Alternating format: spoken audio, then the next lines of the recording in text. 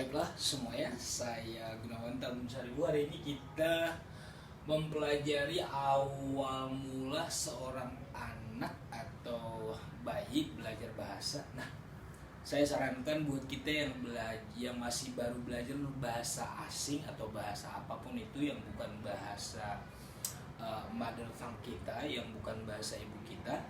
Nah, kita mempelajari dulu. Belajar yang baik itu adalah seperti seorang bayi belajar bahasa. Nah, pertama, seorang bayi itu belajar bahasa dari bunyi-bunyian.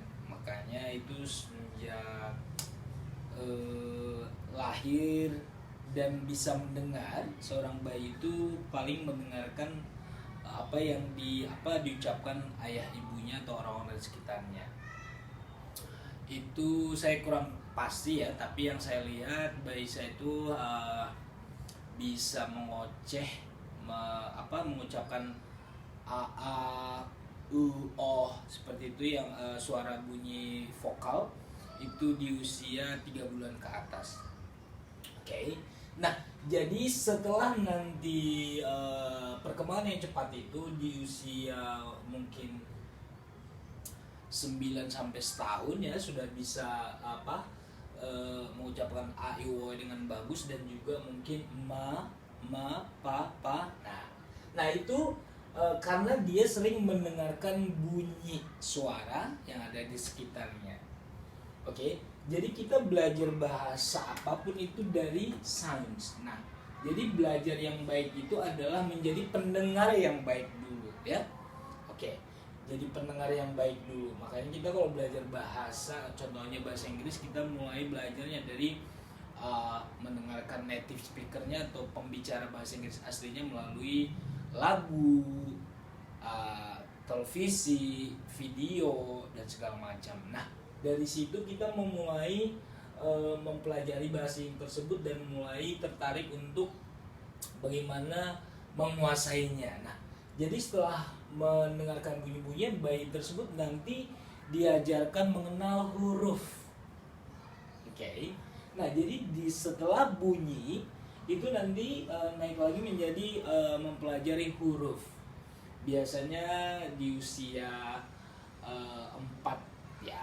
sampai sebelum sekolah SD sudah belajar huruf. Di sini nanti belajar namanya melafalkan a i u abjad vokal dan konsonan a sampai z ya. Oke, di sini sering disebut dengan alfabet ya. Bagaimana belajar huruf a sampai z, a n z. Setelah huruf, dari huruf, nah kalau bunyi tadi sounds, nah ini alfabet, and then dari huruf ini nanti seperti a, b, c. Nah ketika di TK baru mempelajari kata ya. Kata itu kumpulan huruf. Jadi kata itu adalah kumpulan dari huruf. Contohnya kata BUDI, budi. Nah, itulah kata. Jadi kata adalah kumpulan dari huruf, ya. Jadi biasanya mengeja, habis mengeja kita belajar kata. Oke, merangkai kata. Bagaimana huruf dan huruf itu bertemu satu sama lain membentuk kata yang ada artinya. Oke. Nah, itu namanya kata. And then setelah belajar kata, baru di sekolah itu diajarkan untuk belajar. Sejak SD pun sudah belajar bagaimana mengenal kelompok dari kalimat ya. Ada di situ kata, setelah itu ada frasa, dan klausa, dan kalimat lengkap dan kalimat mandiri, kalimat tidak lengkap seperti apa.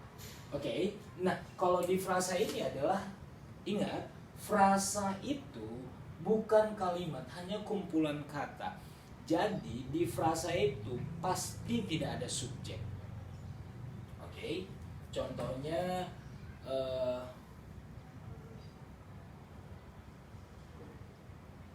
baju baru. Nah, ini kan dua kata nih ya, baju dan baru, tapi tidak ada di sini subjek. dan predikatnya ya. Tidak ada di sini pelaku, tidak ada di sini kata kerja. Nah, frasa itu hanya kumpulan kata, bukan pokoknya tidak ada subjek lah. Intinya tidak ada subjek di situ. Oke. Frasa itu hanya kumpulan kata ya. Contohnya mencintaimu ya, mencintaimu. Tidak ada di situ subjek. Hanya mencintai kamu, mencintaimu ya. Jadi itu hanya frasa. Itu disebut dengan frasa, hanya kumpulan kata. Oke. Ya, kita lanjut dari frasa, baru kita mengenal namanya klausa. Nah, di klausa inilah kita nanti mempelajari mana klausa yang berdiri sendiri, mana klausa yang tidak bisa berdiri sendiri. Klausa mandiri di sini adalah, di sini ada dari kalimat klausa tersebut sudah jelas maknanya, tidak bergantung ke yang lain. Contohnya, saya tidur. Sudah, itu klausa mandiri namanya. Ya. Nah, kalau klausa tidak mandiri, ada di situ sama-sama ada subjek, tapi nanti di sini klausa tidak mandiri ini bahwa kamu tidur, ya. Jadi ada kata bahwa kamu tidur, sama-sama ada subjek, tapi klausa ini berdiri sendiri, disebut dengan klausa mandiri menurut saya. Nah, klausa tidak mandiri disebut dengan subjunctive clause, kalau ini main clause. Nah, ini tidak berdiri sendiri. Ada klausa mandiri yang harus mengikutinya atau sebelumnya untuk membuat kalimat tersebut berdiri sendiri. Contohnya, saya tahu bahwasanya kamu tidur tadi malam di rumahnya. Ya, saya tidur. Bahwasanya kamu tidur. Maksudnya apa sih? Nah, sebenarnya kalau ilmu bahasa kita sebenarnya itu bagus ya. Ini secara, maksud saya belum belajar bahasa pun dalam percakapan sehari-hari ada kadang-kadang kalimat orang yang membuat kita jadi menggelitik gitu, tergelitik kupingnya untuk bertanya lagi. Nah, itu sebenarnya kalimat yang tidak lengkap. Contohnya lagi, dia mengejar. Mengejar siapa? Berarti kalimat dia mengejar itu bukan kalimat lengkap. Ya. Oke. Nah, itu yang disebut dengan awal mula belajar bahasa. Mulai dari seorang bayi itu mendengar bunyi. Yang kedua, dari bunyi dia nanti baru belajar mengenal huruf. Ya, disinilah, di huruf inilah kita mengenal abjad A sampai Z. And then dari huruf tambah huruf, huruf dengan huruf bersatu menjadi satu kata yang ada maknanya. And then ada frasa, kata dan kata. Ingat, frasa itu tidak ada subjek di situ. Ya, meskipun ada frasa kata sifat, frasa kata keterangan, frasa kata kerja, tapi tidak ada subjek di situ. Oke. Ya. Sedangkan klausa adalah, klausa terbagi dua. Ada klausa yang berdiri sendiri atau saya sebut dengan klausa mandiri. Di dalam bahasa Inggris disebut dengan main clause. Nah, kalau di bagian yang kedua ada klausa tidak mandiri, artinya tidak mandiri, masih bergantung dengan kalimat lain. Makanya ada disebut dengan subjunctive clause, ya, dependent. Ini namanya independent, artinya mandiri, klausa mandiri, independent clause.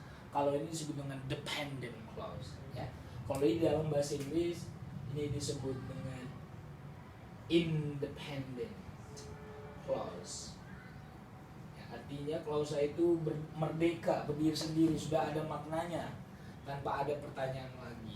Nah, kalau ini disebut dengan dependent, ya, artinya dependent itu artinya bergantung, ya, dependent clause, ya.